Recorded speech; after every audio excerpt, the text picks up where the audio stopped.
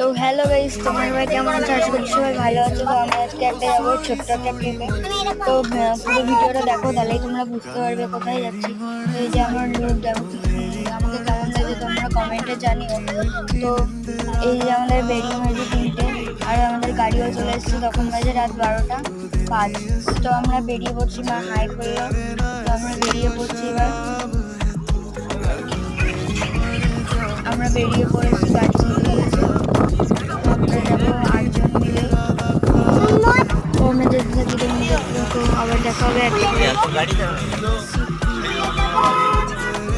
তো দেখো রাত্রের রাস্তার ভিউটা কেমন লাগছে।